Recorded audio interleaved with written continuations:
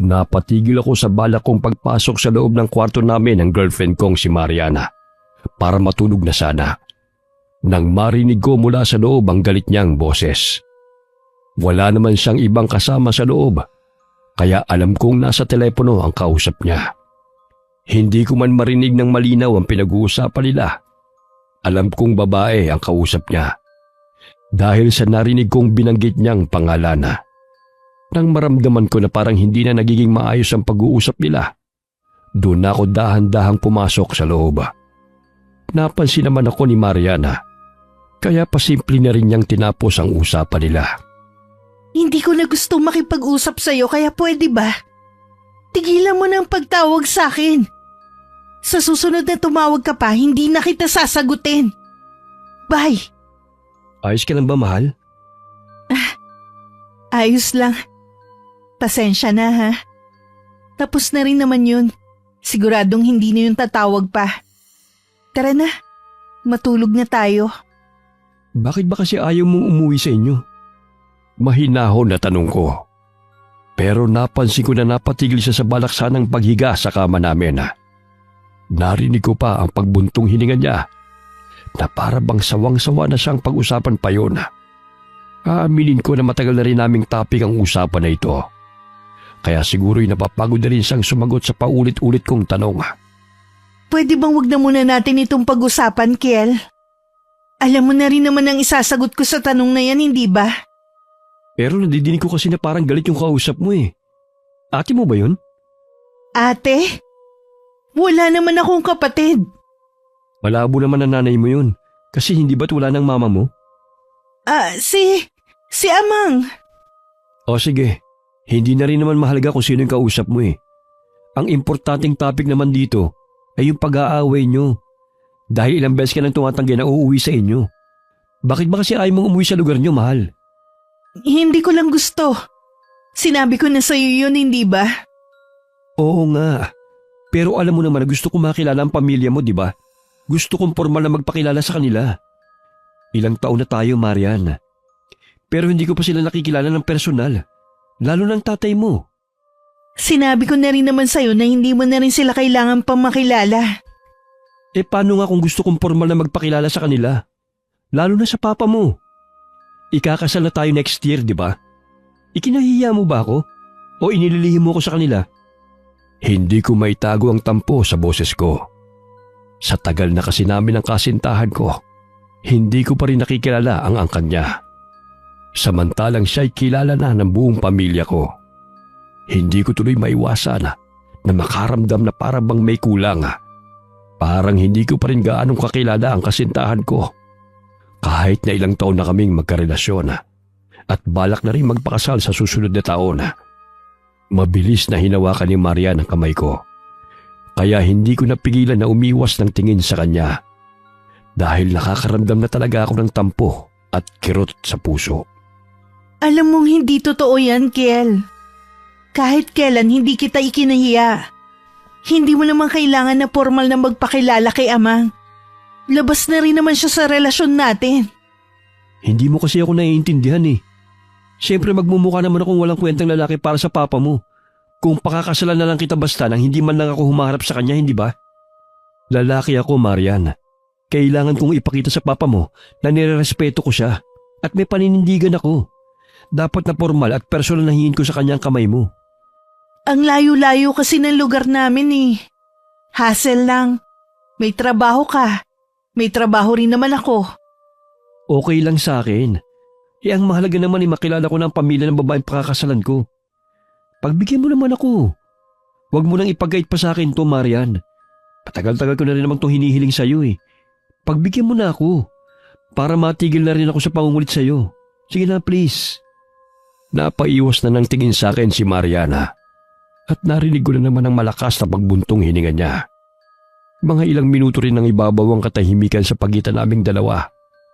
Hanggang sa hindi nagtagal ay nagsalita na siya. Diretso siyang nakatingin sa mga mata ko. Kaya't ganun din lang ang ginawa ko. Sige na. Pumapayag na ako. Talaga? Oo. Pero hindi tayo magtatagal dun ha. Anong ibig mong sabihin? Naalis din kagad tayo? Oo, hindi naman natin kailangan magtagal dun eh. Kung gusto mo lang makilala si Amang, sige. Bakit parang napipilitan ka lang, mahal? Talagang napipilitan lang ako, Kiel. Pero alam ko naman na pagtatalunan lang din natin to. At hindi to matatapos kung hindi pa kita pagbibigyan. Kaya sige na, pumapayag na ako. Hindi ko napigilan at nayakap ko na lamang ng mahigpit si Marian dahil sa tuwa. Ramdam sa yakap ko ang saya. Dahil sa tagal ko ng pamimilit sa kanya na pumunta sa lugar ng magulang niya, ay noon lamang talaga siya pumayag. Pero ramdam ko rin sa bisig ko na hindi siya masaya sa naging desisyon niya. Hindi ko maintindihan kung bakit. Pero hindi na rin naman ako nagtanong pa. Nagpasa kaagad kami ng leave form para sa trabaho namin. At nang ma-approve yun, ay naghanda na kami para makauwi na sa kanilang probinsya. Totoo nga ang sinabi ni Mariana na malayo nga ang lugar ng angka nila. Sa isang malayong probinsya yun, kung saan ay hindi na lang basta baryo ang tawag doon, kundi lugar na ng mga tribo. Totoo bang ikaw lang ang nag-iisang babae sa tribo niyo, mahal? Ha? Oo. Ako nga lang. Eh di tama lang pala talaga na magpakilala ako sa ama mo, di ba? Kasi ikaw ang unika iha niya. Basta, hindi tayo magtatagal doon. Kung pwede nga lang pagkarating natin mamaya, bukas na bukas din aalis na tayo. Bakit ba ganyan ka na lang kung magmadali? Hindi pa nga tayo nakakarating dun pag alis na kagad ang bukang bibig mo. May hidwaan ba kayo ng tatay mo? Iyon lang ang gusto ko. Iyon lang ang desisyon ko, Kiel. Pinagbigyan na kita na makilala sila. Kaya hindi naman siguro natin kailangan magtagal pa ron. Wala nang marami pang usap, ha? Hindi na lamang ako nakipagtalo pa kay Mariana.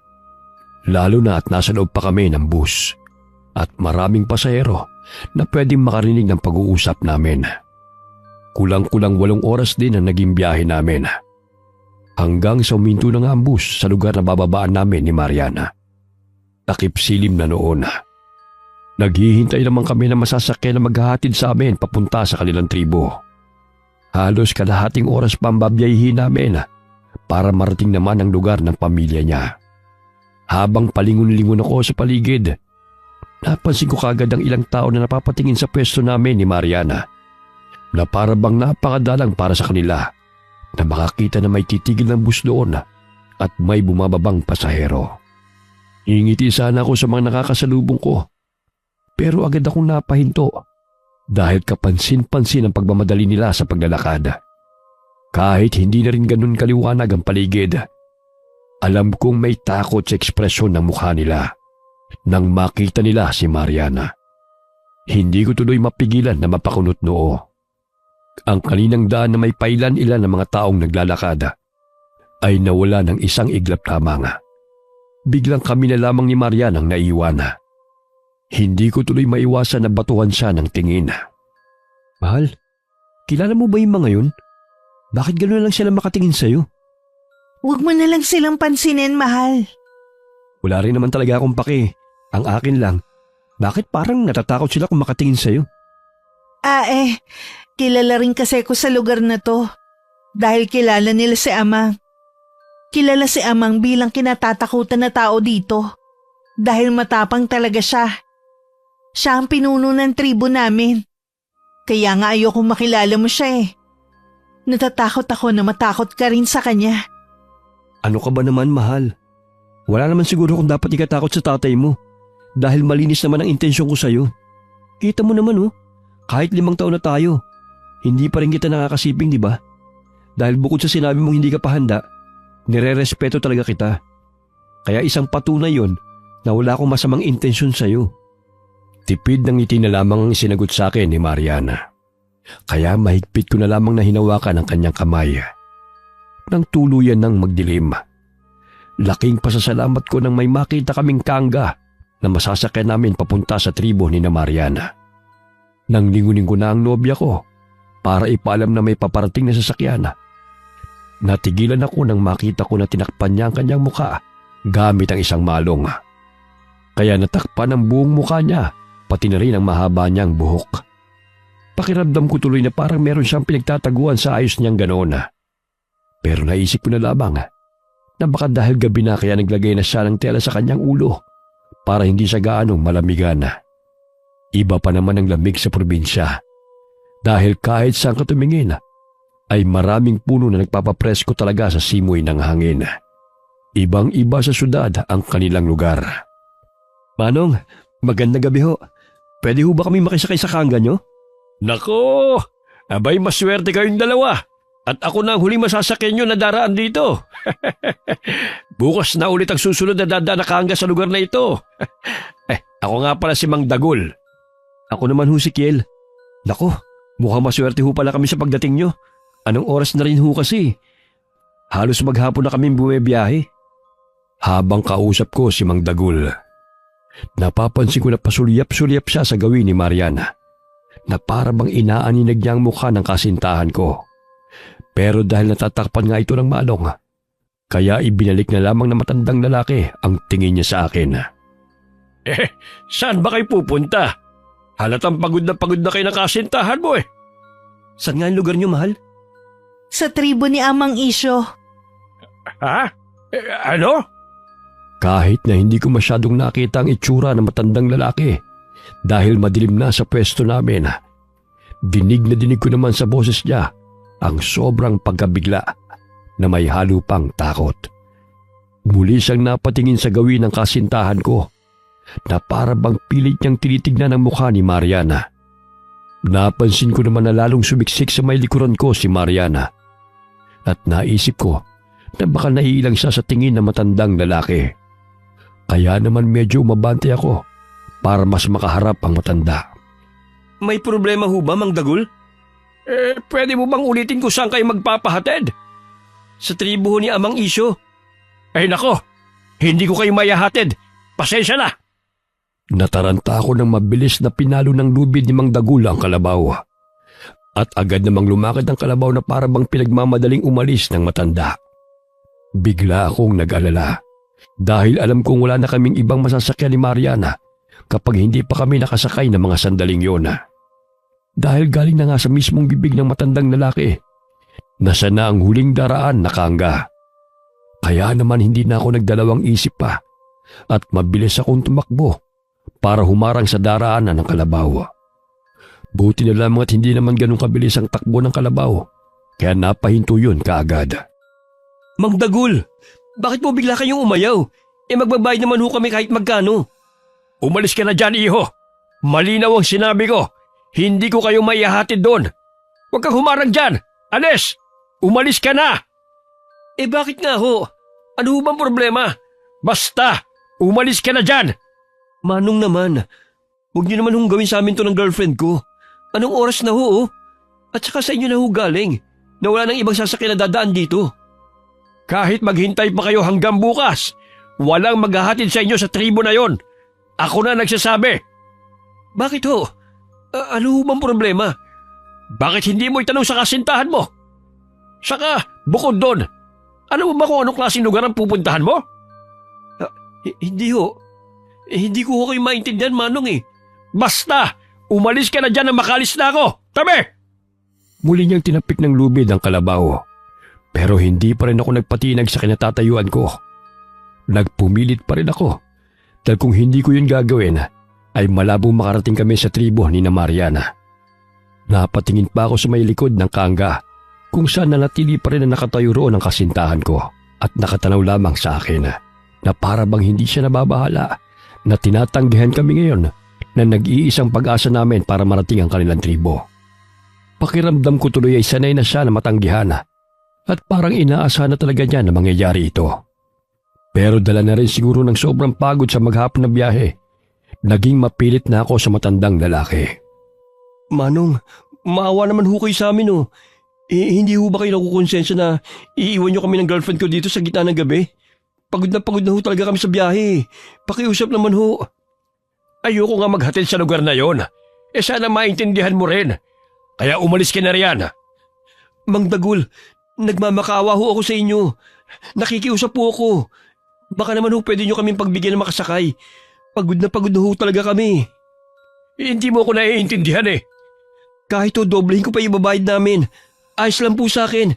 Basta may hatid nyo na po kami. Nakita ko na nag-isip ng matagal ang matandang lalaki. Halata pa rin sa mukha niya ang pag-aalinlangan na pumayaga. Hanggang sa makalipas ang ilang segundo, napabuntong hininga na siya at saka nagsalita. O siya, sige na. Kung hindi lang ako naaawa sa iyo eh. Talaga ho? Ihatid nyo na kami? Oo. Pero hindi ko kayo ihatid sa mismong looban ng tribo. Hanggang sa may bukana ko lamang kayo ibababa. Tapos lakarin nyo lang yung papasok na daan. Sige ho. Ayos na ho sa amin yun, Mang Dagul. Pahag na ho kami dyan. Sige na, sige na. Tatawagin ko na po yung girlfriend ko. Mahigit kalahating oras nga ang itinagal ng biyahe namin papunta sa tribo. Tahimik lamang kaming tatlo. Kanina pa kasi walang kibo sa tabi ko si Mariana. Nang marating na namin ang lugar na sinasabi ni Mang Dagul, huminto na ang kangga. At doon pa lamang nagsalita si Mang Dagul at ipinaalam niya sa amin na hanggang doon na lamang niya kami maihahatid. Nagmadali naman kaming bumaba ni Mariana at pagkatapos nun ay binayaran ko ang matandang lalaki.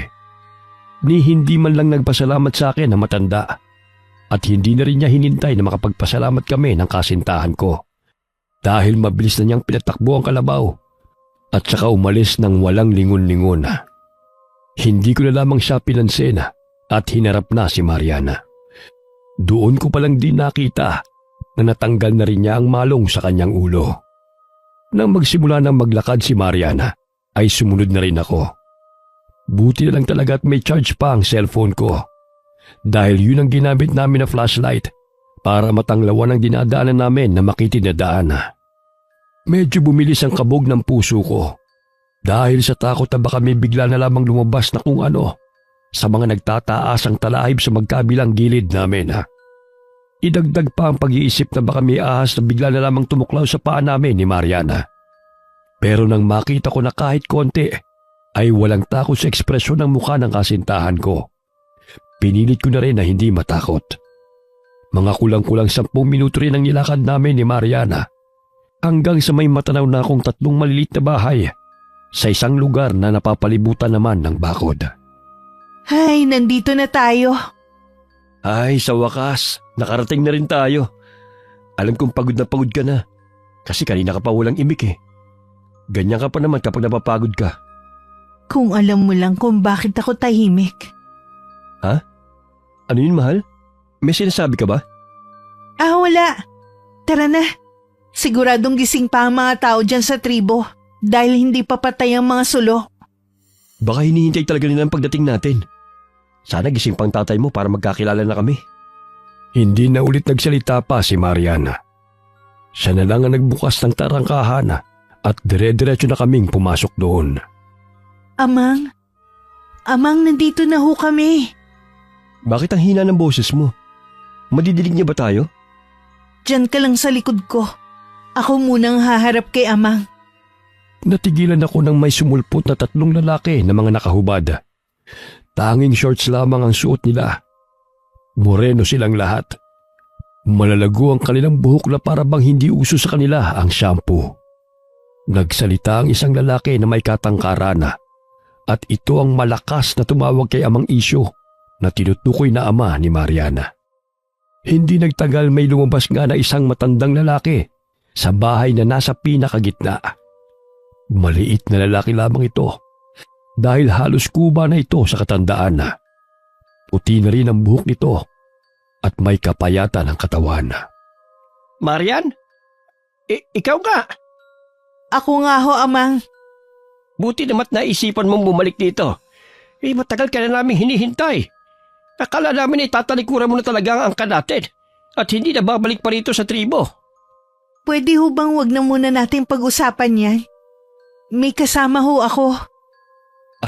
Magandang gabi ho. Siya na ba yun? Hindi ho, Amang. Kasintahan ko ho siya. Dinala ko siya rito para personal niyo ho siyang makilala. Magandang gabi ho, Amang. Ako nga ho pala si Kel. Matagal na ho kami magkasintahan ng anak nyo. Ikinagagala ko po kayo makilala. Sa wakas po nagkita na rin po tayo. Matagal na rin ho kasing Gusto ko kayo makilala eh. Lalo na ho at sa susunod na taon ay balak na ho namin magpakasal ni Marian. Napansin ko na nagkatingin ng 3 lalaki na nasa likod ni Amang Isyo. At pagkatapos ay ibinalik ulit nila ang tingin sa akin. Hindi ko maintindihan, pero parang may kakaiba sa mga tingin nila na hindi ko naman mawari kung ano. Ikinagagal ako makilala ka, Iho. Masaya rin ako nakaharap ka ng personal. Siyempre naman ho, formal ko ho kasing hihingin sa inyo ang kamay ng unika iha nyo para mapatunayan ko rin ho sa inyo na malinis ho ang intensyon ko para kay Marian. Alam ko naman yon, Iho. Ang pagpunta mo pa nga lang dito sa tribo namin ay isang patunay na mahal mo nga ang anak ko. Buti nga't napilit mo siya na bumalik dito nakasama ka. Oo nga ho, kung alam nyo lang ho, napakatagal ko na hong gusto kayo makilala ng personal. Itong si Marian lang ho ang tumatanggi. Talaga ba? Totoo ba yon, Marian? Pagod na ho kami ni Kiel. Dahil sa halos isang araw namin biyahe papunta rito. Kaya kung maaari lang ho, baka pwedeng makapagpahinga na kami. Bukas na lang sana natin ituloy itong usapan na to. Sige, iginagalang ko naman ang gusto mong mangyari, anak. Kayo na ang gumamit itong isang kubo at lilipat na lang ako sa kabila kasama itong pinsan na tiyuhin mo. Magpapaalam pa sana ulit ako kay Amang Isyo, pero mabilis nang hinawakan ni Marian ang kamay ko at hinigit niya na ako papasok sa loob ng bahay. Nakita ko pa na sinarado niya na maigi ang pintuan. Sumunod na rin ako nang pumasok siya sa isang kwarto. Matulog na tayo. Ayos ka lang ba, mahal? Bakit parang hindi ka mapakali? Wala to. Pagod lang ako, Kiel. Pwede bang matulog na tayo? Basta bukas gumising tayo na maaga. Tapos sabihin natin kay ang mga plano natin. Pagkatapos nun umuwi na tayo agad. Sige na, matulog na tayo. Hindi kita maintindihan kung bakit parang nagmamadali ka masyado. Mukha namang walang problema sa tatay mo. Pinagbigyan na kitang makilala siya. Kaya ano pa bang inirereklamo mo dyan? Matulog na tayo, Kiel. At tuluyan na nga siyang nahiga sa papag. Tinalikuran niya ako. Pahiwating na tinatapos niya na ang pag-uusap naming dalawa. Lihim na lamang akong napabuntong hininga at hindi na rin nakipagtalo pa. Hindi ko maintindihan kung naninibago ba ako o namamahay lamang. Dahil bigla na lamang akong naalimpungatan sa gitna ng gabi. Madilim ang silid namin dahil wala namang dikuryenteng ilaw doon. Kaya kinapakap ako na lamang ang tabi ng higaan ko. Dahil bala ko sanang yakapin muna si Mariana bago ako matulog ulit. Pero agad akong napabalikwas ng bangon mula sa higaan nang makapakong wala siya roon. Marian? Marian? Nasaan ka? Walang sumagot sa tawag ko. Kaya sigurado ko na wala rin siya sa loob ng kwarto na yon. Dahil doon ay napilitan akong bumangon at lumabas ng silid. Wala pa rin akong makita sa paglabas ko ng kwarto. Dahil ang sulong lamang mula sa labas ng bahay ang nagbibigay ng konting liwanag sa paningin ko. Kaya lumapit ako sa nakasaradong pintuan para buksan yon para pumasok ang liwanag sa loob ng kubo. Nang buksan ko yon, babalik na sana ako sa paghahanap kay Mariana. Bigla akong napatigil ng may matanaw akong babae sa di kalayuan. Hindi ako pwede magkamali. Alam kong babae yun. Dahil sa haba ng buhok nito naaabot hanggang ibaba ng puwet. Hindi ko sigurado kung ganoon din ba ang haba ng buhok ni Mariana. Pero nang maalala ko na siya nga lang pala ang nag-iisang babae sa tribo, inisip ko na siya kagad yun. Pero ipinagtataka ko lamang ay kung saan siya pupunta ng ganoong oras at bakit siya walang saplot. Nakaramdam ako kagad ng pag-aalala. Kaya naman hindi na ako nagdalawang isip at lumabas na ako para sundan kung saan siya pupunta. Hindi ko na pinansin ang dilim na tinatahak kong daan dahil ang mahalaga lamang sa akin ng mga oras na yon ay ang makita si Mariana. Habang tahimik akong naglalakad sa may kakahuyan, agad akong natigilan nang may makita akong nagliliwanag sa may hindi kalayuan. May naririnig na rin akong mahihinang boses na nagsasalita. Kung saan nakilala ko na kagad kung sino yon. Si Amang Isyo ang nagsasalita. Bakit ang tagal mo? Kanina pa kami naghihintay sa'yo dito. Hinihintay ko pa si Marian. Akala ko sasama siya. Pero wala na siya sa loob ng silid niya nang silipin ko siya ron. Ha? Narinig ko bang binanggit niya si Marian? Nagtataka ako sa narinig ko. Buong akala ko ay si Marian ang sinusundan ko. Pero mukhang hindi pala. Tumigil na ako sa paglalakad ng ilang hakbang na lamang ang layo sa kanila. Nagkubli ako sa matataas na talahiba at sinilip na lamang ang nangyayari doon. May apoy na nagbibigay ng liwanag sa kanila. Nakatalikod mula sa paningin ko ang babaeng nakahubad. Wala siyang kahit na anong saplot sa katawan. Nakaharap siya kay Amang Isyo hanggang sa hindi nagtagal. Mabilis kong iniyuko ang ulo ko nang makita ko na may dumating na 3 lalaki. May buhat-buhat silang malaking sako na hindi ko alam kung anong laman. Ano kayang ginagawa nila dito sa ganitong oras ng gabi? Tsaka, sino kaya yung babaeng yun? Hindi ba siya si Marian? Ang alam ko ang sabi niya sa akin, siya lang ang nag-iisang babae dito sa tribo nila. Ang tagal nyo naman! Ang bagal-bagal nyo talagang kumilos! Oo nga. Bilisan niyo, nagugutom na ako eh. Ano pang hinihintay nyo? Tanggalin nyo na yan sa pagkakasako nang makapagsimula na tayo. Mabilis namang sumunod ang 3 lalaki sa utos ni Amang Isyo. Kitang-kita ko kung paano nila itinaktak ang laman ng sako. Akala ko ay kung ano lamang ang laman doon. Kaya agad kong sinundan ng tingin ang bumagsak na laman noon sa lupa. Nanlaki ang aking mga mata at mabilis pang itinakip sa bibig ko ang aking kamay. Nakita kong bumagsak ang katawan ng tao mula sa sako. Wala nang buhay ang lalaking nakasilid doon. Iisa pa rin lang ang nakuha niyo. Mabuti na yung merong isa kaysa wala.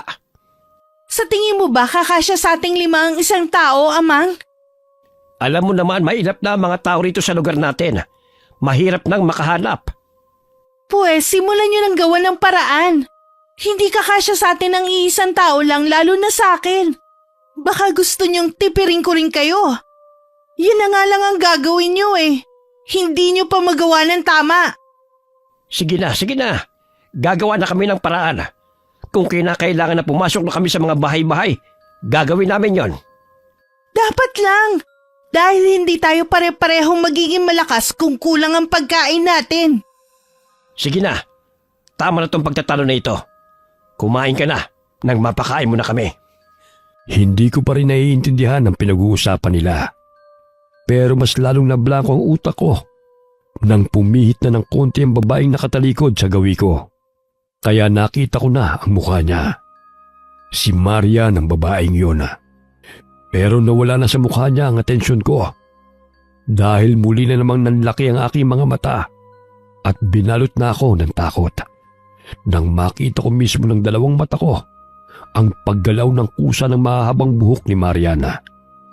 Mas humaba pa yun lalo at kusang gumapang papalapit sa nakahandusay na katawan ng patay na lalaki. Nang lumapat ang buhok sa katawan ng patay, nag-iba ang kulay ng buhok ni Mariana. Naging kulay pula yun na nagliliwanag. Umangat sa ere ang katawan ng lalaki. At ang mas ikinagulat ko, umangat yun dahil sa pagkakabuhat ng buhok ni Mariana. Ano ba itong nakikita ko? Totoo ba to? O baka naman nananaginip lang ako? Siguruhin mong masisip-sip mo ng mabuti ang dugo ng patay na yan. Hindi tayo pwede magsayang ng kahit isang patak ng dugo niyan. Dugo? Ano bang klaseng halimaw sila? Mula sa pwesto ko'y nakita ko ang pag-iiba ng anyo ni Mariana. Naging matulis ang kanyang mga ngipin at nagkaroon ng kulubot na balat ang kanyang noo hanggang sa kanyang mata. Doon na ako tuluyang napaupo mula sa pinagtataguan ko. Pero kahit na napaupo na ako sa lupa, tanaw ko pa rin mula sa pagitan ng mga talahib ang ginagawa nila. Kitang-kita ko kung paano nito sinipsip ang dugo ng bangkay. Parang natuyong puno ang katawan nun na kusa na lamang bumagsak sa lupa. Tapos na. Nasipsip ko na ang lahat ng dugo ng lalaking yan. Mabuti. Ngayon, ibahagi mo na sa amin ang nasipsip mo. Siguraduhin mo lang na mas maraming ibabahagi mo sa akin. Pantay-pantay lang ang magiging pagbabahagi ko ngayon. Mas kailangan ko ng mas maraming lakas. Baka nakakalimutan nyo. Kailangan ko ng dagdag na lakas. Dahil sisipingan ko pa ang dayo. Dayo?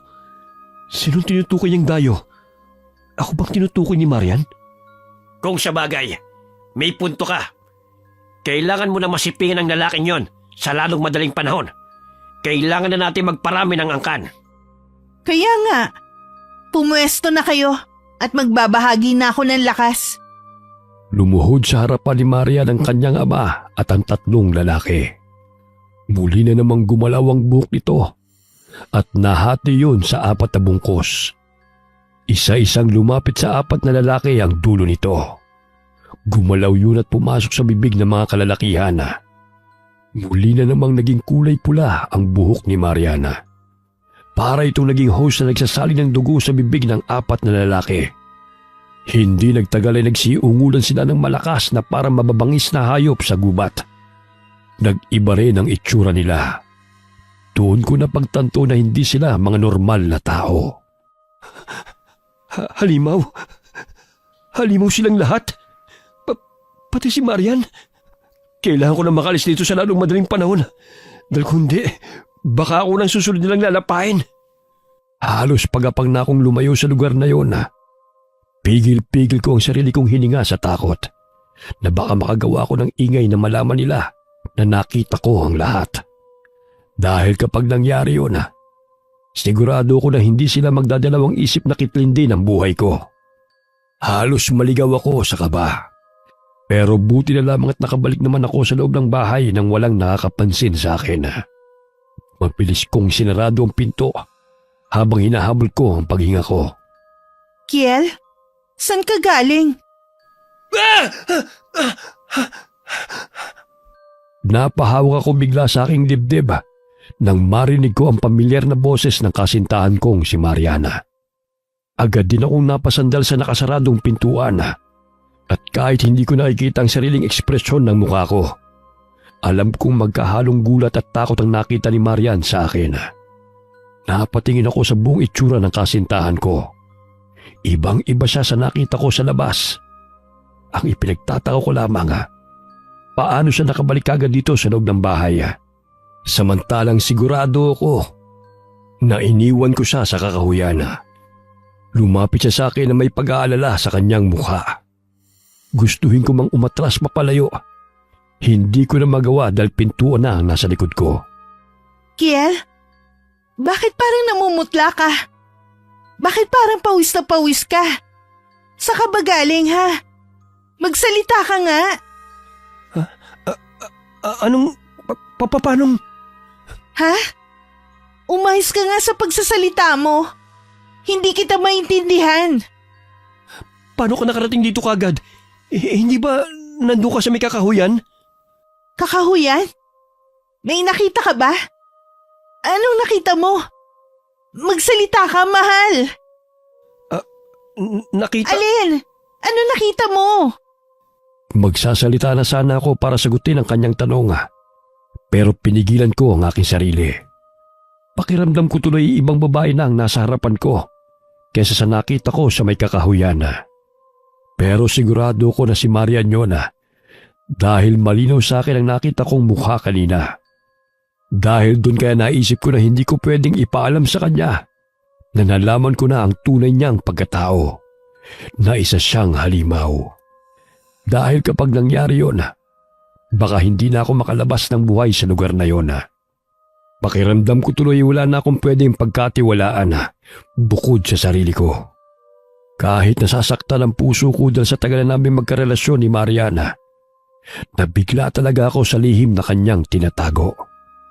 Kailangan ko pa rin na unahin at iligtas ang sarili ko. Wala, mahal. Baka namalikmata lang ako dahil naalimpungatan lang ako kanina eh. Wala pa ako sa tamang wisyo. Sigurado ka ba, mahal?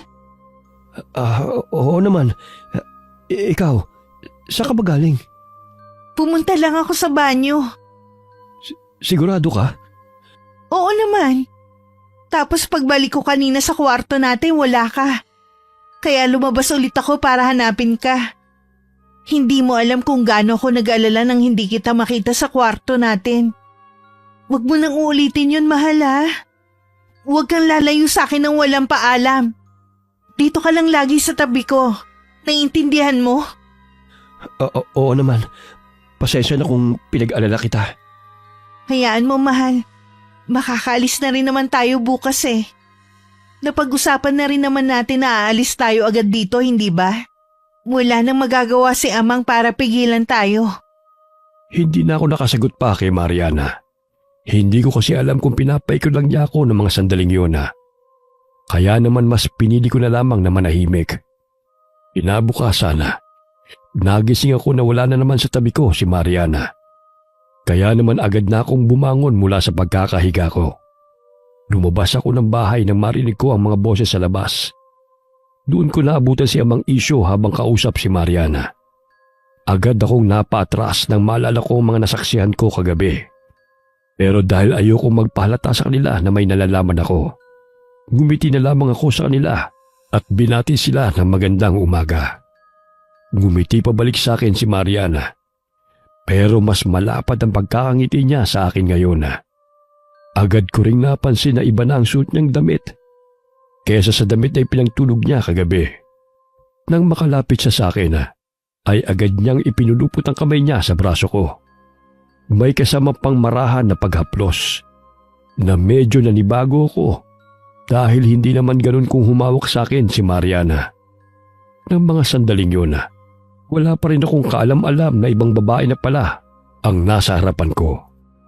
Mabuti naman at gising ka na, mahal. Ay, maaga ka palang nagising. Bakit hindi mo ako ginising, mahal? Masyadong mahimbing pa kasi ang tulog mo kanina. Kaya hindi na kita inabala. Ganun ba? Nakausap mo na ba si Amang tungkol sa balak natin? Anong balak? Anong tinutukoy mo? Nakalimutan mo na ba? Hindi ba aalis na tayo ngayong araw? Aalis na kayo? Anong kayo? Hindi ba tayo? Napansin ko na medyo natigilan si Marian sa sinabi ko. Napaiwas siya ng tingin at parang nataranta siya. Nang magsalita siya ulit, ay kapansin-pansin na ang pagkautal niya. Ay, oo nga. Ang ibig ko sabihin ay tayo. Nagkamali lang ako. Tama ba yung narinig ko na may pinag-uusapan kayo na aalis? Oo, Amang. Napag-usapan po kasi namin ni Mare na aalis na lang ho kami ngayong araw. Pinagbigyan lang ho kasi ni Mare yung kahilingan ko eh. Muling nagkatinginan ng mag-ama. Parang may pinag-uusapan silang dalawa. Gamit lamang ang kanilang mga mata. Hindi ko man maintindihan pero nakaramdam ako ng kaba sa palitan nila ng tingin. Mas makakabuti siguro kung hindi mo na kayo aalis. Oo nga, mahal. Tama si Amang. Huwag muna tayong umalis. Pero hindi ba ikaw ang mapilit na umalis na tayo ngayon? Bakit biglang nagbagong isip mo? Hindi ko maintindihan eh. Parang sumama kasi ang pakiramdam ko ngayon eh. Kaya pwede bang ipagpaliban muna natin ang pag-alis natin ngayon?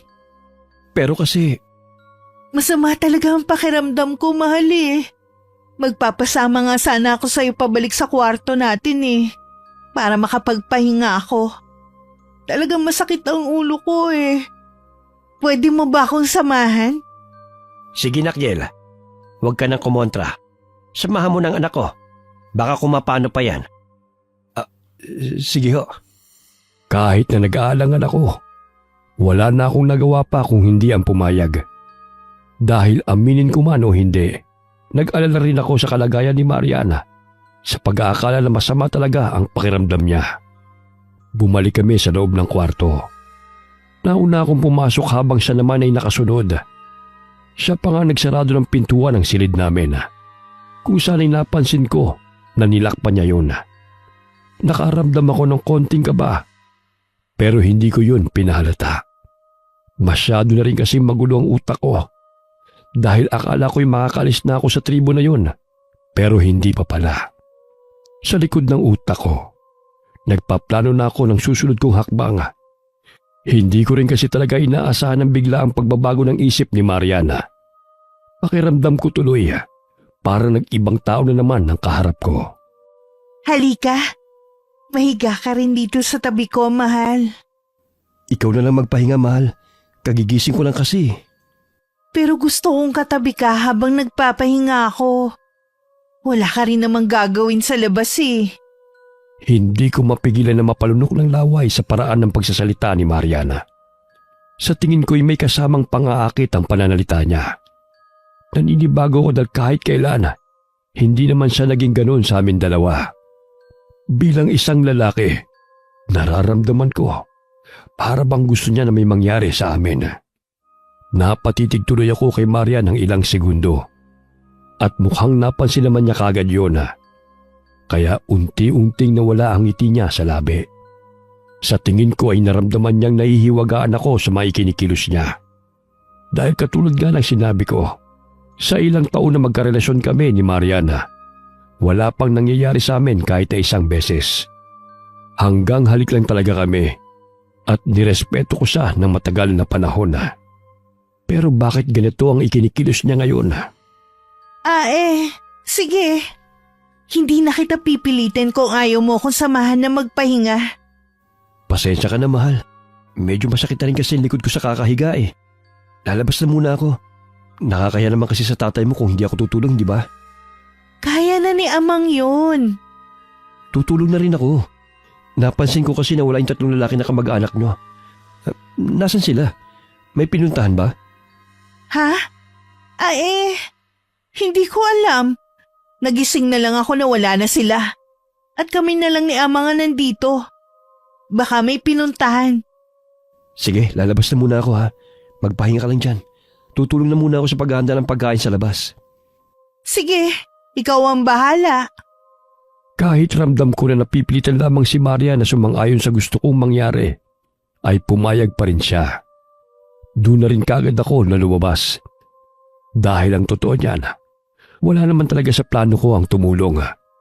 Pero nararamdaman ko na yun na ang tamang pagkakataon ko para makatakas ako sa lugar na yun. Bukod sa masama ang pakiramdam ni Mariana, hindi ko rin kasi nakita yung 3 lalaki na kasama nila. Kaya mas malaki ang tsansa ko na makatakas ng tuluyan.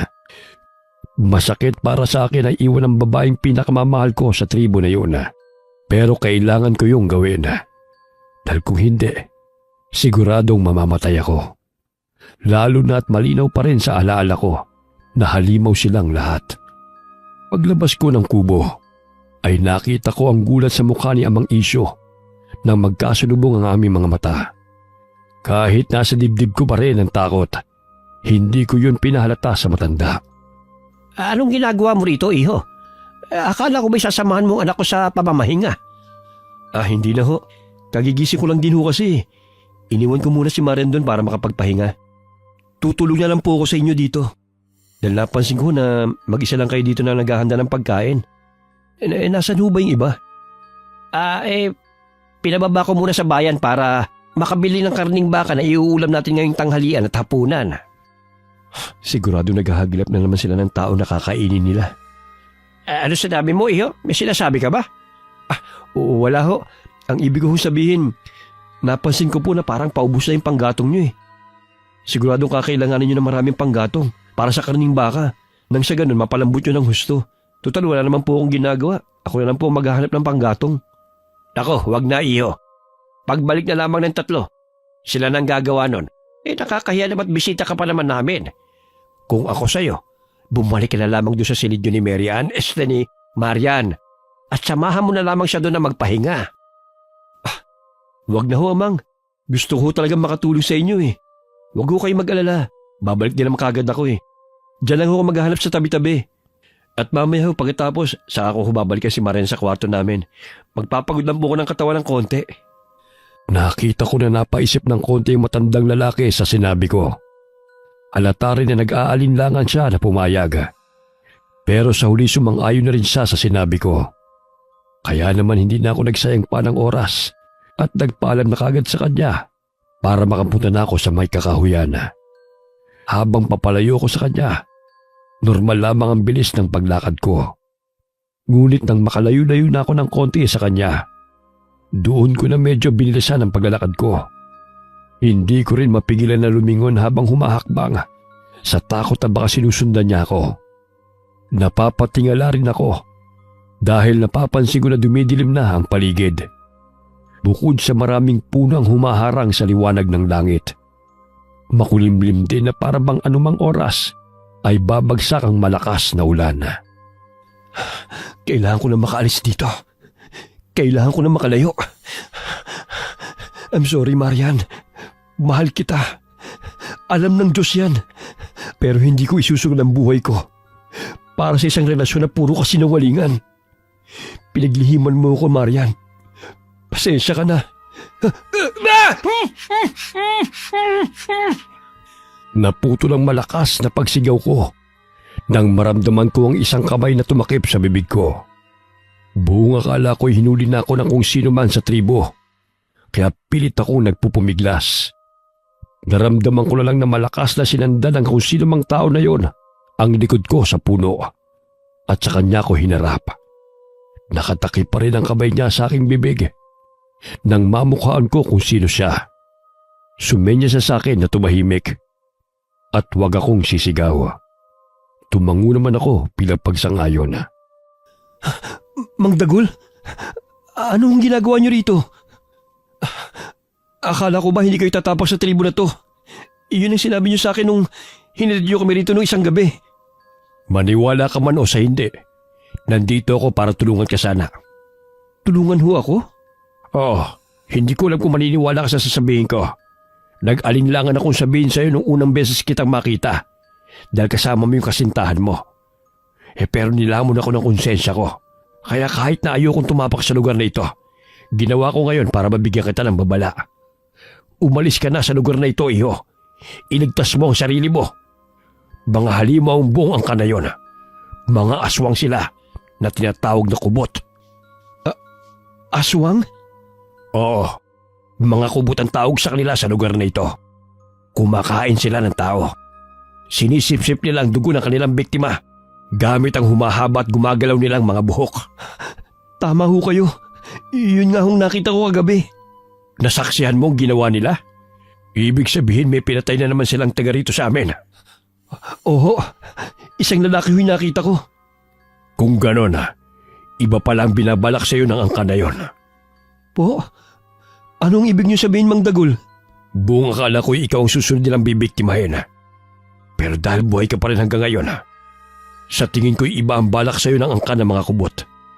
Sinasabi mo may kasintahan ka? Oo, yung kasama ko kahapon. Sino sa kambal ang kasintahan mo? Ho? Kambal? Parang tumigil ang ikot ng mundo ko nang marinig ko ang tanong na yon ni Mang Dagul sa akin. Wala kasi akong kaalam-alam na may kakambal pala si Mariana. Hindi mo alam? Kambal na babae ang anak ng pinuno ng tribo na yon. Yung isa, yun ang pinaniniwalaan na pinakamalakas na kubot. Ang pangalan niya ay Mariana. Maganda siyang babae. Maganda ang kanyang katawan at nakakaakit ang itsura niya. Kaya marami na rin siyang lalaki na bibiktima. Walang puso ang pangalan na kambal na tinatawag nilang Amang Isyo. Habang yung isang kambal, ang balita ko hindi yun napapagawi rito sa tribo dahil lumayas ito. Wala masyadong nakakaalam sa pagkatao ng kakambal ni Mariana. Pero ang alam ko lang, Marian ang pangalan ng kakambal niya. Marian? Siya ho yung kasintahan ko. Ibig sabihin, hindi mo kasintahan ng masamang kubot. Kaya pala naninibago ko sa kinikilos ni Marian. Kaya pala kanina lang, para niya akong inaakit. Para ba nagpapahiwatig siya na gusto niya may mangyari sa amin. Samantalang hindi naman ganoon si Marian. Sa tagal na ho namin magkasintahan, hindi pa ho kami nagsisiping. Mukhang alam ko na ang balak ng angka na yun sa'yo, iho. Ha? Ano ho? Gagamitin ka nila sa pagpaparami ng lahi nila. Ho? Ang usap-usapan kasi, ang kubot ay may kakayahan na pabaliwin ng lalaki makakasiping nila. Nasa tuwing makakaniig mo ang isang kubot, mawawala ka na lang bigla sa iyong sarili. Kaya nga hindi nila sinisipingan ng mga lalaki sa kanilang angkana. Dahil mababaliw nga ang mga ito. Ngayon nasisiguro ko na kumuha sila ng dayo para makasiping ng panganay na kambal. Kung ganun, hindi si Marian ang kaharap ko kanina. Ang tanong, nasan si Marian? Nasaan ang kasintahan ko? Kailangan ko siya mahanap. Ano? Huwag mo sabihin na babalik ka pa sa tribo na yon. Kailangan ko humbalikan si Marian. Mabait ang girlfriend ko. Hindi siya katulad ng kakambal niya. Pero parehong pinagmulan nila. Isang kubot din ang kasintahan mo, iho. Isa rin siyang halimaw. Katulad ng masama niyang kakambal. Pero mabait si Marian. Alam ko yon dahil matagal ko na siyang kilala. Kung nalaman ko lang na may kakambal siya, dapat nalaman ko na kagad na hindi ang babaeng kaharap ko kanina ang kasintahan ko. Napag-usapan pa nga namin kagabi na babalik na kami sa syudad eh. Kaya pala nagbagong desisyon niya dahil hindi na siya si Marian. Ibig sabihin nawawala siya. O baka naman itinatago siya. Kailangan mahanap ko si Marian. Hindi kita matutulungan kung babalik ka pa ron, iho. Nakalabas ka na. Ilang metro na lang at makakarating na tayo sa lugar na pinag-iwanan ko ng kangga ko. Pwede ka nang tumakas dito. Hindi humang dagul. Kailangan ko humbalikan si Marian. Sigurado ko may nangyari sa kanya hindi maganda. Iba ho si Marian. Iba siya. Kailangan ko siyang iligtas. Sabay kaming pumunta rito. Kaya sabay rin kaming aalis. Nakita ni Mang Dagul ang pagiging seryoso at pagiging desidido ko sa gusto kong gawin. Kaya naman isang malakas na buntong hininga na lamang ang pinakawalan niya. At sa kanya tinapik ang balikat ko.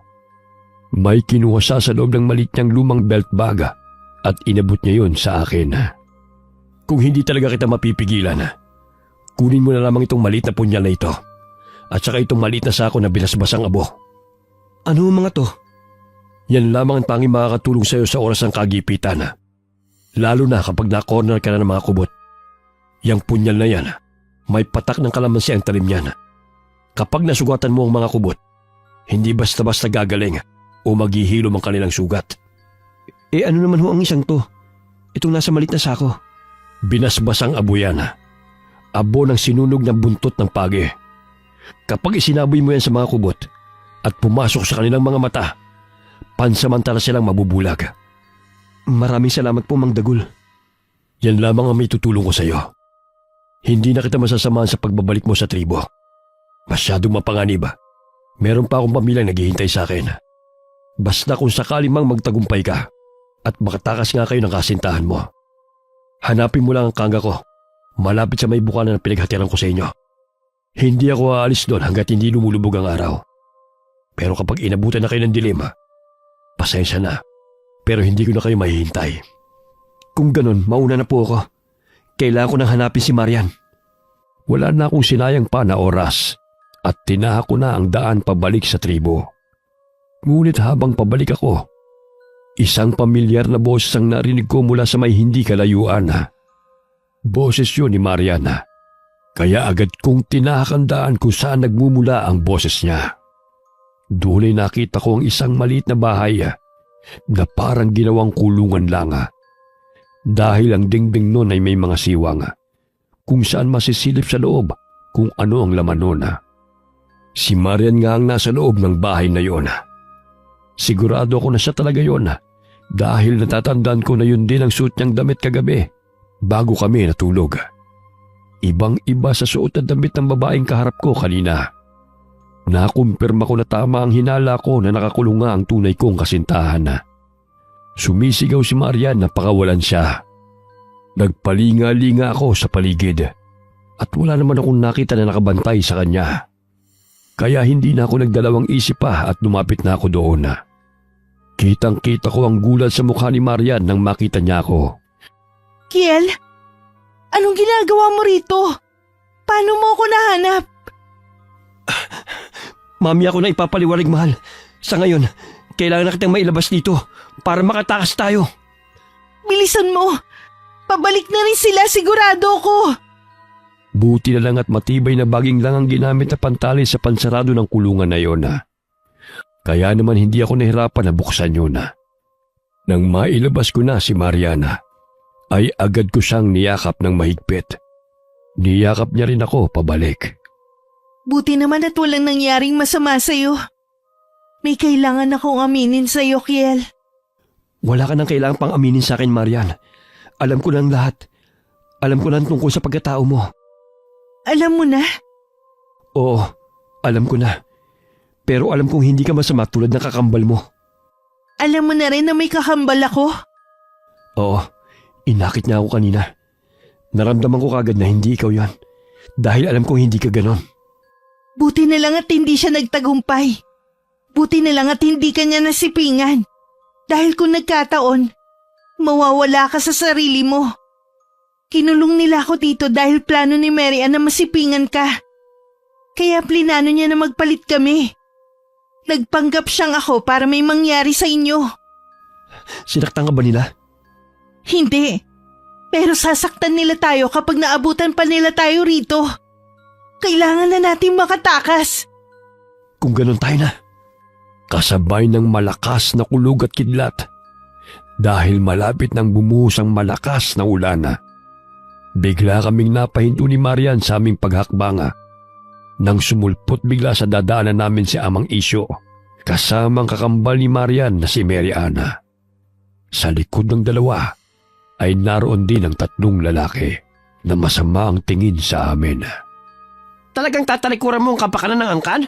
Para lamang sa lalaking yan, Marian? Alam mo naman na kailangan na ng kakambal mo ng lalaking masisipingan para lalong lumakas ang tribo natin, hindi ba? Matagal ko na talaga kayong tinalikuran. Si Kiel na ang buhay ko. Kaya huwag niya nang hilingin sa akin na mas unahin ko pa ang angkan kesa sa lalaking mahal ko. Ganyan ka na ba talaga kabaliw, Marian? Nagpunta ka lang sa syudad. Kinalimutan mo na ang tunay mong pamilya. Baka nakakalimutan mo kung bakit ako lumayas. Ni hindi naman talaga ako tinuring ni Ama na mahalaga sa pamilyang to. Ikaw na lang ang lagi niya nakikita. Kahit ikaw, hindi mo rin naman ako tinuring na kakambal. O kahit kapatid man lang. Ginawa mo kong utusan at sunod-sunuran mo lang. Dahil hindi ka naman talaga mahalaga. Ako ang mahalaga sa tribo. Dahil kung wala ako, manghihina ang lahat. Ako ang pinakamalakas na kubot. Kaya wag mo na rin tangkain pang lumaban. At ibigay mo na ng kusa ang kasintahan mo para masipingan ko na siya. At nang makabuo na agad kami. Hindi mangyayari yon. Dahil hindi ako papayag. Dadanak muna ang dugo sa tribo na to bago mo masipingan si Kiel. Hindi rin ako papayag. Ang akala niyo ba'y may magagawa pa kayo? Lalo ka na. Isa ka lamang dayo. Wala kang kakayahan na labanan kami. Yan ang akala nyo. Inilabas ko ang balsong na ibinigay sa akin ni Mang Dagul. Napatingin naman silang lahat doon. Pero napansin ko na walang mababakas na kahit anong takot o pangamba sa mga mukha nila. Para bang isang sisiw lamang ang tinitignan nila. Napakunot naman ang noo ko ng dahil doon. Magsasalita pa sana ako. Pero humakbang napasulong si Mariana kung saan ay tila ba tinatago niya ako sa may likuran niya. Tinanggal din niya ang pagkakapusod ng kanyang mahabang buhok. Kaya kusa yung lumaylay. Hindi niyo masasaktan si Kiel. Magkakasubukan muna tayo. Akala mo ba, kaya mo kaming labanan, Marian? Baka nakakalimutan mo. Isang mahinang kubot ka lang. Dahil kahit minsan, alam kong hindi ka pa nakakatikim ng dugo ng tao. Wala kang panama sa lakas ko. Wala akong pakialam. Lalabanan ko kayo.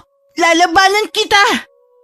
Katulad ng ginawa ni Mariana, tinanggal din ni Mary Ann ang pagkakatali ng buhok niya. Kung sa haba ang pag-uusapan, mas mahaba ang buhok ni Mary Ann kesa sa kasintahan ko. Nakita ko pa ang pagngisi ni Mary Ann sa kakambal niya. Naramdaman ko na hinihintay lang ni Amang Isyo at ng 3 lalaki ang pagsugod ni Mary Ann. Dahil siguradong susunod sila kaagad. Alam ko sa sarili ko na tagilid kami sa mangyayaring labanan. Kaya naman pasimple na akong dumukot ng abo sa malitas sakong ibinigay sa akin ni Mang Dagul. Nang nakadakot na ako, hindi na ako naghintay pa ng hudyat at inihagis ko na yon patungo sa pwesto ng 5. Agad silang nagsiungulan, tanda na nasaktan sila nang pumasok na ang abo sa kanilang mga mata. Alam ko na mga sandalig yun na pansamantala na silang nabulag dahil sa abo. Kaya naman mabilis ko nang hinawakan ang kamay ni Mariana at hinila na siya paalis sa lugar na yon para makatakbo at makatakas. Kailangan nating makorner si Mary Ann, Kiel. Anong ibig mo sabihin? Pwede na tayong tuluyang makatakas ngayon. May naghihintay na kangga sa atin sa may bukana. Habang bulag pa sila, tumakas na tayo. Hindi ganun kadali yun. Mababalikan nila tayo. Lalo na kapag bumalik ang lakas nila. Hindi man magtagumpay si Mary Ann na masipingan ka. Alam kong gagawa pa rin siya ng paraan para maging malakas at gantihan tayo. Hahanapin niya tayo. Kaya kailangan natin siya makorner. Anong pinaplano mo, mahal?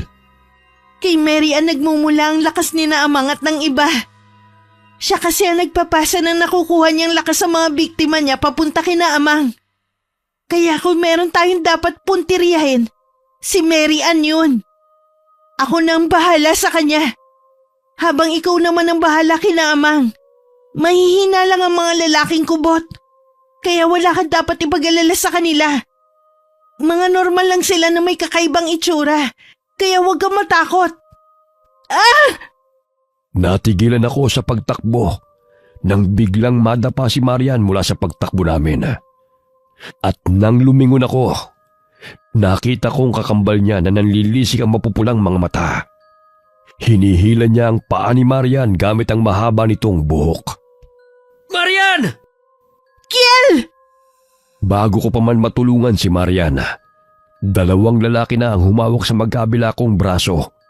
Kaya naman hindi na ako nakapalagpa. Kakaiba na ang itsura nila ngayon. Nakalabas na ang kanilang mga pangil at namumula rin ang nanlilisik nilang mga mata. Mas makapal na rin ang mga buhok nila kaysa kanina. Kaya alam ko na pwede na nila akong dapain anumang oras. Hindi niyo masasaktan si Kiel! Bitiwan niyo siya! Napatingin ako kay Mariana. At kahit hila-hila pa ni Mariana ang mga paa niya, nagawa niyang pahabain ang buhok niya. Kung sana'y gumapang yun patungo sa kinaroroonan ko. Kusang gumalaw ang buhok niya patungo sa dalawang lalaki na nakakapit sa akin. At tila parang kasing lakas ng isang sawang buhok na yun na lumingki sa magkabilang leeg ng dalawang lalaki. Dahilan para mabitiwan ako ng mga ito. Kaya agad akong nakalayo at nakakuha ng pagkakataon para muling makuha ang hawak ko kaninang balisong. Marian!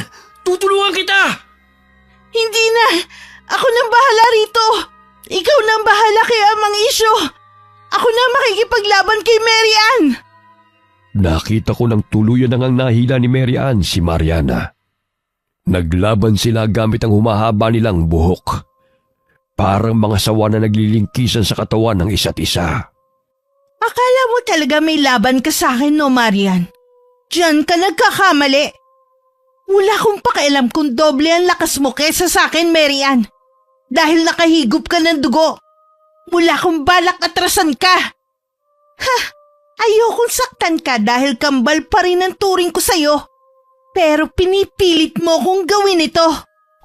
Pumulupot ang mas mahabang buhok ni Mary Ann sa palibot ng katawan ni Mariana. Mahigpit ang pagkakalingkes ng buhok ni Mary Ann sa kanya. Kung pwede ko lang higupin ang dugo mo at kunin ang lakas mo, ginawa ko na. Pero dahil kauri kita, hindi ko yun magawa. Kaya papatayin na lang kita. Marian! Sumabay ang malakas na kulog sa sigaw ko. Lalapit na sana ako, pero humarang na sa akin si Amang Isyo at ang isa pang lalaki. Inatake nila ako, kaya naman wala na akong nagawa kundi ang mag-focus muna sa pakikipaglaban sa kanila. Ginamit ko ang lakas ng katawan ko pati na rin ang balisong. Dahil binatilyo pa ang isang lalaking kubot, mas inuna ko siyang harapin. Doble ang laki ng katawan ko sa kanya at halatang wala pa rin siyang gaanong alam sa pakikipaglaban. Kaya nang mahawakan ko ang balikat niya, ipinulupot ko kaagad ang malaki kong braso sa leeg niya at walang pagdadalawang isip na itinara ko ang balisong sa kanyang leeg. Brian! Brian! Walang hiya ka! Pinatay mo si Brian! Wala akong magagawa. Papatayin niya ako kung hindi ko ginawa yun. Kaya isusunod ko na kayo! Bumangon kayong dalawa dyan! Pinatay niya si Brian! Kailangan nating ipaghiganti si Brian! Yung unang dalawang kubot na lalaki na pinatumba kanina ni Mariana ay bumangon na ulit at sumugod sa akin. Mag-ingat ka, Kiel! Bago mo alalahanin ang kasintahan mo, bakit hindi mo muna alalahanin ang sarili mo? Dahil papatayin na kita! Isa kang taksil ng angkan! Huwag mo akong alalahanin, mahal! Kaya ko sila! Ako nang bahala rito! Mary Ann, salinan mo ako ng lakas! Kailangan ko ng lakas! Hindi na ako pwedeng magbigay! Manghihina ako, Amang! Kanya-kanya na muna tayo! Kailangan kong talunin si Marian! May naisip na akong plano sa utak ko. Kaya yun nga ang ginawa ko. Bago pa sabay-sabay na makalapit sa akin ang 3 kubot, kasama na rin si Amang Isyo. Pasimple na naman akong dumakot ng abo sa maliit na sako na nasa aking bulsa. At nang malapit na ang agwat namin sa isa't isa, doon ko na ulit isinaboy ang abo sa harapan nila. Nabigla na naman sila sa ginawa ko, kaya malakas na naman silang umungol dahil sa sakit. Pansamantala na naman silang hindi makakita. Kaya naman doon ako kumilos kaagad. Katulad ng ginawa ko sa binatang kubot, lumapit ako sa kanila at pinagsasasaksak ang leeg nila. Katulad ng sinabi ni Marian kanina, na normal lang din ang lakas nila. Kaya madali ko silang napatumba lahat. Ang hinuli ko ay si Amang Isyo, na ginilitan ko naman ng leeg. Napaungol siya dahil sa sakit. Kaya naman nakuha nun ang atensyon ni Mary Ann. Amang! Nabaling ang tingin ko kay Mary Ann nang sumigaw siya dahil sa nasaksihan niya ang pagkitil ko sa buhay ng tatay niya. Binitiwan ng buhok nito ang pagkakalingkis sa kasintahan ko, kaya bumagsak si Marian sa lupa. Tumakbo si Mary Ann papunta sa tatay niya, kaya nagkaroon ako ng pagkakataon na batuhan ng tingin si Mariana. Nakita ko ang sugatan na mukha niya at may dugo na rin sa gilid ng kanyang labi. Nakahandusay siya sa lupa, kaya agad akong lumapit sa kanya. Mahal, Nanghihina ako. Parang hindi ko na kaya, Kiel. ako lang lalaban sa kakambal mo. Hindi mo siya kaya. Masyado siyang malakas. Siguradong mapapatay ka lang niya. Kung ganun, sumipsip ka ng dugo sa akin. Ha? Kumuha ka ng dugo ko, mahal, para lumakas ka. Payag akong gawin mo yon. Pero, Hindi mo naman ako papatayin, di ba? Maliligtas tayong pareho kung magkakaroon ka ng karagdagan lakas. Kaya sige na. sige. Katulad ng nasaksihan ko kagabi, namula rin ang buhok ni Marian at kusa itong gumapang sa akin. Naramdaman ko na pumulupot ang buhok niya sa leeg at ulo ko. Hanggang sa maramdaman ko na parang may humihigop sa kaloob-looban ko. May kirot akong nararamdaman pero tiniis ko yon. Nagkulay pula na ang mga mata ni Mariana at lumabas na rin ang mga pangil niya. Nag-iba na rin ang itsura niya. Naging ganap na siyang kubot. Binitiwan na rin niya ako nang makakuha na siya ng sapat na kailangan niyang lakas. Matapos noon ay nakaramdam na ako ng panghihina. Salamat, mahal. Tumabi ka muna dyan. At tatapusin ko na tong laban namin ni Mary Ann. Pinatay mo si Amang. Pinatay mo ang ama ko. Pagbabayarin kitang lalaki ka. Bago mo siya malapitan, sa akin ka muna dadaan. Siya pa rin talaga ang iniisip mo. Pinatay niya si Amang. Pinatay niya ang ama natin, Marian. Katulad ng sinabi ko, si Kiel na ang pamilya ko. Huwag ka mag-alala. Matatapos na rin ang buhay mo, Mary Ann. Susunod ka na rin kay Amang. Hindi na rin mababalot ng takot ang buong lugar na to dahil sa inyo. Inatake na nga ni Marian ang kanyang kakambal. Kapansin-pansin na mas lumakas nga si Marian kaysa kay Mariana na ikinagulat nito.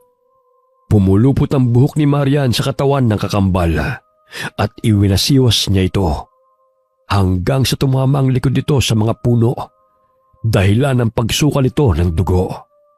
Hindi na siya nag-aksaya pa ng panahon at ipinulupot nito ang buhok sa leeg ni Mary Ann.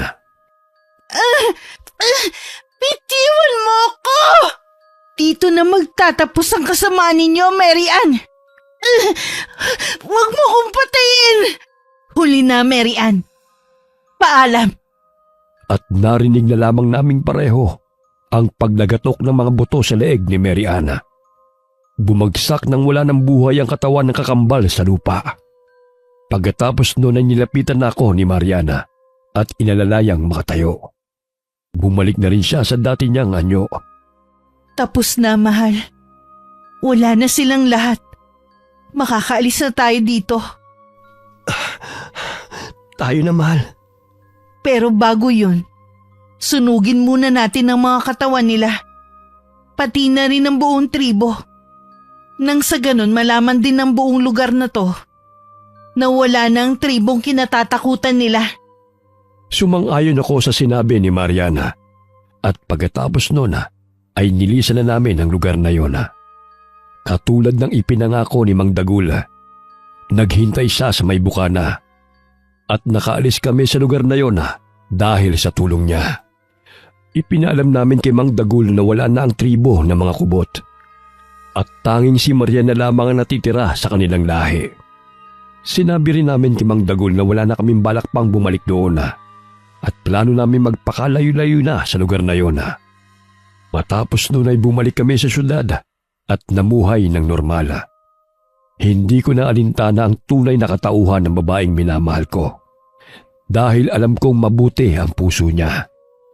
Tanggap ko na rin na kaming dalawa na lamang ang magsasama habang buhay. At ayos na ayos lamang sa akin yun.